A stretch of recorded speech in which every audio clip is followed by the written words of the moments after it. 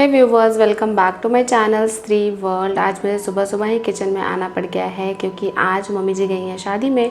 तो बस काम सारा मुझे ही करना है और बहुत सारा काम है करने के लिए।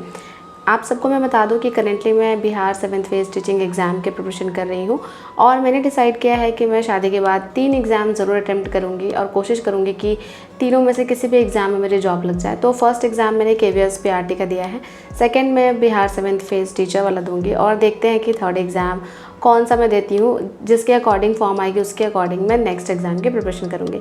तो अभी तो main focus Bihar 7th phase ही है और आप सबको तो पता ही है कि इसका एग्ज़ाम डेट भी रिलीज़ हो गया है और अब एग्जामिनेशंस में ज़्यादा टाइम नहीं है, लगभग 1.5 से 2 महीने का टाइम है और इस 1.5 महीने में हमें बहुत ज़्यादा अच्छा परफॉर्म करना होगा।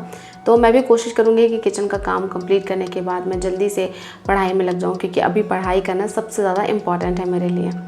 मेरी 1-2 व्यूअर मुझे कमेंट करके भी बोलती हैं कि दी आप प्रिपरेशन करने के लिए अपनी बहन के पास चल जाइए, और कोई ये भी कहती है कि दी आप काम मत करिए, केवल पढ़ाई करिए। हाँ, तो मुझे पता है कि पढ़ाई करना बहुत ज़्यादा इंपॉर्टेंट है, बट हाँ, मैंने KVS की भी प्रिपरेशन की थी तो उसमें मैंने बहुत सारे सब्जेक्ट्स अच्छे से कवर किए थे और अभी मैं डेली हर दिन 6 से 7 घंटा पढ़ ही लेती हूँ। तो मुझे लगता है कि मेरी प्रिपरेशन अभी ठीक चल रही है। लेकिन हाँ, जब भी मुझे ऐसा फील होगा कि अब मुझे केवल पढ़ाई करना है, तब फिर मैं ज़रूर काम थोड़ा कम करूँगी और अपना ज़्यादा टाइम जो है पढ़ाई को दूँगी। मुझे एक कमेंट बार बार आता है जिसमें मेरी सब्सक्राइबर्स बोलती हैं कि दी मैं पढ़ नहीं पाती हूँ, किचन का काम करने के बाद थक जाती हूँ तो मेरे से पढ़ाई नहीं हो पाती है। तो मैं आप सबको यही सजेस्ट करूँगी कि आप अपने दिमाग में ना ये सब चीज़ें मत लाइए कि आप थक गई हैं, आप परेशान हैं या फिर गर्मी है या सर्दी है। अगर आप इन सब चीज़ों पर इतना ज़्यादा ध्यान देंगे ना तो आप कभी भी पढ़ाई नहीं कर पाएंगे। देखिए, आप चाहे थकी रहें या फिर आपको सर्दी रहे, बुखार रहे, कुछ भी रहे, आपको किचन का काम करने के लिए किसी मोटिवेशन की ज़रूरत होती है क्या? नहीं। आपकी तबीयत भी ख़राब होती फिर भी आप उठकर किचन का काम करती ही होंगी, सबके लिए खाना बनाती ही होंगी। तो बस उसी तरह से पढ़ाई को लीजिए। आपका मूड ख़राब भी होता हो तो भी आप किचन का काम करती हैं। बहुत दिन हमारे साथ ऐसा होता है कि हमारा मूड ठीक नहीं होता है, किसी की वजह से हमें गुस्सा आता है, फिर भी हम किचन में काम करते हैं और जाके सारा काम कंप्लीट करते हैं। उस टाइम तो हमें किसी मोटिवेशन की ज़रूरत नहीं होती है। तो बस उसी तरह आपको अपने दिमाग को कंडीशन करना है। चाहे आपके इमोशंस बहुत हाई हो या लो हो, आपको मोटिवेशन फील हो रहा हो या नहीं हो रहा हो, आपको पढ़ना ही है। इन सब चीज़ों को जितना ज़्यादा अपने दिमाग में डालिएगा, जितना ज़्यादा इन सब चीज़ों को वैल्यू दीजिएगा, उतना ज़्यादा आप पढ़ाई नहीं कर पाइएगा। फाइनली मैंने अपना काम सारा कंप्लीट कर लिया है और अब मैं आ गई हूँ एक्सरसाइज करने के लिए। तो मैंने फ्री ट्रेनिंग मोड ऑन कर दिया। फ्री ट्रेनिंग मोड ऑन करने के बाद मैं सीधे एक्सरसाइज करने में लग जाऊँगी। और ये देखिए, आज मैं ये एक्सरसाइज कर रही हूँ। मैं मैक्सिमम टाइम में यही वाला एक्सरसाइज करती हूँ और ये लगता है कि ये इंडोर वॉक है, बट ये बहुत ही ज़्यादा टफ है। आप इसे करने लगेंगे तो आप आराम से थक जाएंगे। तो इस तरह से आज मैंने अपनी एक्सरसाइज जो है वो कंप्लीट कर ली है और मैंने टोटल 400 कैलोरीज बर्न किए हैं। एक्सरसाइज करने के बाद अब मैं फ्रेश चल जाऊंगी क्योंकि बहुत ज़्यादा गर्मी लगती है एक्सरसाइज करने के बाद।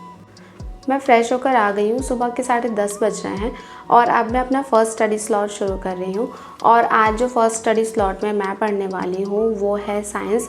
और मैं आपको बता दूँ कि हर दिन का रूटीन मेरा डिफरेंट होता है। जैसे कभी कभी मैं सुबह उठकर भी 2-3 घंटे पढ़ लेती हूँ और आज तो मुझे बहुत टेंशन हो रही है क्योंकि आज सुबह के 10:30 बज गए हैं और अभी मैं अपना फ़र्स्ट स्टडी स्लॉट ही शुरू कर रही हूँ। तो इसके बाद मैं साइंस के लेक्चर्स देखने लग जाऊँगी।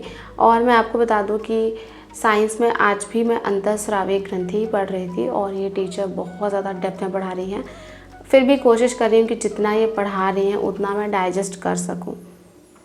अगर आपने बैच परचेज़ नहीं किया है और आप साइंस कंप्लीट करना चाहते हैं तो मैं आपको एक सजेशन दूंगी कि आप SCERT की बुक पढ़िए। अगर आपको SCERT की बुक में ऐसा लगता है ना कि इसमें कोई कंटेंट नहीं है पढ़ने के लिए, तो आप क्या कीजिए कि आप NCERT की एक साइड बुक आती है एस चांद की बुक, आप एस चांद की बुक खरीद लीजिए और वहाँ से पढ़िए।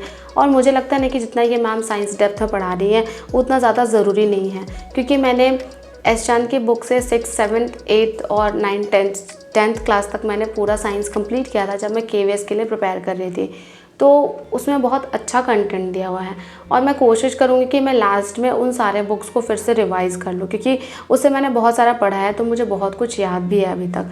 तो मैं कोशिश करूँगी कि मैं एंड में उन सारे बुक्स को रिवाइज़ करके और साइंस को वहीं से पढूँ। इसके बाद मैंने थोड़ा सा रेस्ट किया था और थोड़ा सा रेस्ट करने के बाद मैं दोबारा पढ़ने आ गई हूँ और आज मैंने रेस्ट बहुत ज़्यादा नहीं किया क्योंकि मुझे टेंशन थी कि अगर आज मैं 1 घंटे का रेस्ट लूँगी या फिर 2 घंटे का रेस्ट लूँगी बीच में, तो फिर मेरा पढ़ाई जो है वो कंप्लीट नहीं हो पाएगा। तो बस अब मैं अपना सेकंड स्टडी स्लॉट को शुरू कर रही हूँ। तो सबसे पहले मैं अपना टाइमर ऑन कर दूँगी। बहुत लोग मेरे से पूछते हैं कि ये टाइमर कैसे लगाते हैं, तो मैंने एक जायंट स्टॉप वॉच डाउनलोड किया है। आप वो डाउनलोड कर लीजिए, फिर आपको समझ में आ जाएगा कि इसे कैसे लगाना है और इसे यूज़ कैसे करना है पढ़ाई करने टाइम। मैं क्या करती हूँ कि जब भी मैं टाइमर लगाती हूँ तो उसके बाद जब मैंने पढ़ाई शुरू कर दी और बीच में कभी मुझे बाहर जाना होता है या कोई कॉल आता है तो मैं टाइमर पॉज़ कर देती हूँ और टाइमर पॉज़ करने के बाद बाकी सारा काम करती हूँ। तो इससे मुझे पता चलता है कि मैंने एक्चुअल में कितनी पढ़ाई की है। देखिए, अगर आप पूरे दिन पढ़ाई करते हैं तो आप ऐसा मत सोचिएगा कि पूरे दिन अगर आपने 10 घंटे बैठे हैं आपने पढ़ने के लिए तो आपने 10 घंटे की पढ़ाई की है। 10 घंटे में मैक्सिमम 8 घंटे या 9 घंटे की पढ़ाई होती होगी। अगर आप अपने टाइम को कैलकुलेट करेंगे तो आपको पता चल जाएगा। सेकेंड स्टडी स्लॉट में मैंने पढ़ा था हिस्ट्री और हिस्ट्री में मैंने भारत छोड़ो आंदोलन से लेकर पूरा देश की आज़ादी तक कवर किया है। और मैं आपको बता दूं कि जब आप भारत छोड़ो आंदोलन ये सब पढ़ेंगे ना तो आपके अंदर बहुत अच्छा जोश आ जाएगा और जब आप उन लोगों के बारे में पढ़ेंगे तो आपको लगेगा कि कितना जोश था उनके अंदर कुछ कर दिखाने का, काश हम भी उस एरा में होते, ऐसी आपको फीलिंग आएगी। तो फाइनली मैंने 2 स्टडी स्लॉट कंप्लीट कर लिया है और अब मैं अपना टाइमर ऑफ़ करके नीचे जा रही हूँ। और नीचे जाने के बाद यहाँ मैं दादी से थोड़ी बातें कर रही थी और साथ साथ में झूला भी झूल रही थी। और दादी है ना बाहर घूमते रहती है तो उनको पूरे गांव की न्यूज़ पता होती है, तो दादी मुझे ऐसे ही आके बताते रहती है सबके बारे में। हालांकि मैं किसी को जानती भी नहीं हूँ यहाँ पे, लेकिन फिर भी मैं दादी की बातों में हाँ ऐसे मिलाते रहती हूँ ताकि उनको भी अच्छा फील हो। और ऐसे करके मैं दादी से थोड़ी देर हर दिन तो कम से कम थोड़ा टाइम उनके साथ स्पेंड कर ही लेती हूँ। शाम के 4:30 बज गए हैं और अब मैं अपना थर्ड स्टडी स्लॉट शुरू करने जा रही हूँ। और थर्ड स्टडी स्लॉट में आज मैं पढ़ूंगी पॉलिटी। और पॉलिटी तो आपको पता ही होगा कि मैं एनसीईआरटी सार संग्रह की बुक से पढ़ रही हूँ। हाँ, मैं क्या करती हूँ कि 1 घंटे की बुक पढ़ती हूँ और जब मेरा मन होता है तो मैं लेक्चर देख लेती हूँ। ऐसे अगर आप पॉलिटी का लेक्चर नहीं भी अटेंड करेंगे तो आपको किसी भी बुक से समझ आ जाएगा, क्योंकि मुझे लगता है कि पॉलिटी में सबसे ज़्यादा इंपॉर्टेंट आर्टिकल्स होते हैं। अगर आप आर्टिकल्स पर अच्छे से कमांड कर लेंगे तो आपका 80 to 90% पॉलिटी जो है वो कंप्लीट हो जाएगा। तो सबसे पहले कल जिस टॉपिक को पढ़ा था उसको रिवाइज़ करूँगी और रिवाइज़ करने के बाद नेक्स्ट टॉपिक पर स्विच करूँगी।